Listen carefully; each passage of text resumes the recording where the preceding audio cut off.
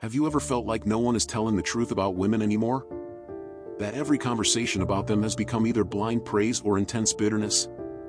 No clarity, no honesty. Society glorifies women as pure, nurturing, and morally superior beings. But what if this image is just a carefully crafted illusion? What if one of the most controversial philosophers in history, Friedrich Nietzsche, had discovered this illusion more than a century ago? Nietzsche was not afraid to say what others refused to say. He didn't hate women, but he also didn't overly idealize them.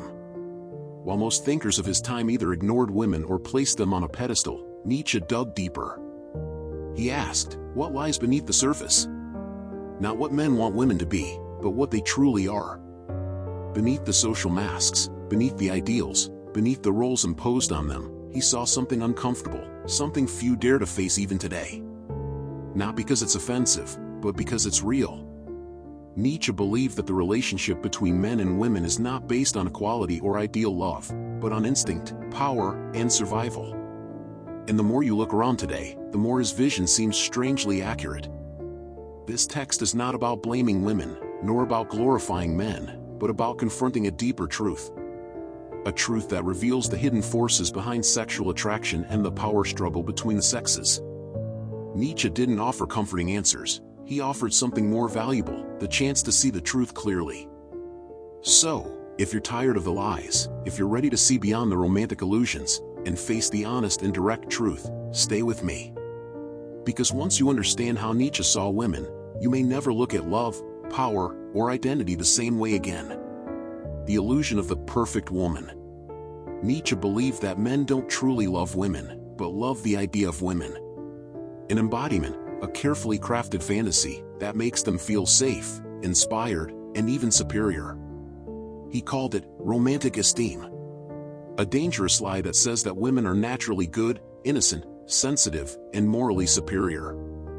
But to Nietzsche, this was not true admiration, but a form of self-deception. The perfect woman, in his view, was not a reflection of reality, but a fantasy created by men because they couldn't bear the raw and complex nature of the feminine spirit. Instead of confronting this truth, they diminished women, turning them into symbols of virtue, beauty, and emotional salvation. Through this, they stripped them of their autonomy, turning them into characters in their own internal dramas. The fear called romance. Nietzsche saw this apparent esteem for women not as a sign of love, but as a mask of fear. Fear of the independent woman, of her desires, her intelligence, her emotional and sexual independence. Man, according to Nietzsche, wears his fear in the form of admiration, calling it romance, and deceives even himself. But when the woman breaks through this illusion and reveals her true self, the man often feels betrayed. Not because she has changed, but because the illusion he created didn't hold up. Here, Nietzsche makes it clear. If a man wants to love a woman, he must first blind himself to her truth. The silent power. Nietzsche didn't see women as weak beings, but as possessing a different kind of power. A power that doesn't shout, but whispers. While men show their power through dominance or aggression, Nietzsche saw that women developed a more sophisticated form of control, not weaker, but smarter. Throughout history, women have been deprived of official power. They couldn't rule countries or lead armies, but they found ways to influence from the shadows, through magic, seduction, and emotional precision. Women, according to Nietzsche, shaped the men who built empires. They knew how to move decisions without giving orders, how to gain loyalty without using force, how to ensure protection without asking for it. Their power was psychological, relational, based on a deep understanding of human nature. They understood what moved a man, desire, pride, ambition, and learned how to direct those forces, not out of malice, but for survival. The art of appearance. Nietzsche believed that humans are not driven by truth, but by appearances. And in women, he saw this instinct raised to the level of art. Not out of superficiality, but necessity. In a world that refuses to give women power directly, they learn to build their influence through suggestion, implication, and creating an impression. Women, according to Nietzsche, do not confuse the mask with the face. They know that sometimes the mask is more important than the face. Their beauty, their gentleness, their social intelligence were not decorations, but weapons. Love is a battlefield. Love, in Nietzsche's philosophy, is not a communion, but an internal struggle. The man and woman desire each other, yes, but for completely different reasons. The man loves from a place of idealism, projecting his dreams onto the woman, expecting her to provide salvation, beauty, and security.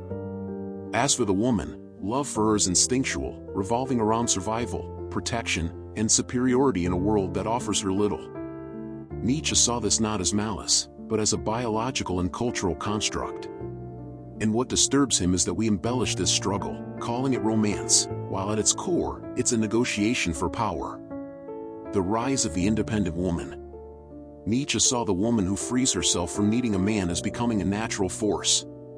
She no longer relies on emotional manipulation, but becomes direct, decisive, and unapologetically expressive.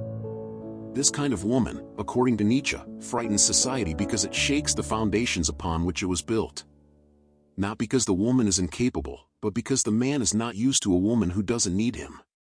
In his view, the future will not be built on balance, but on disturbance.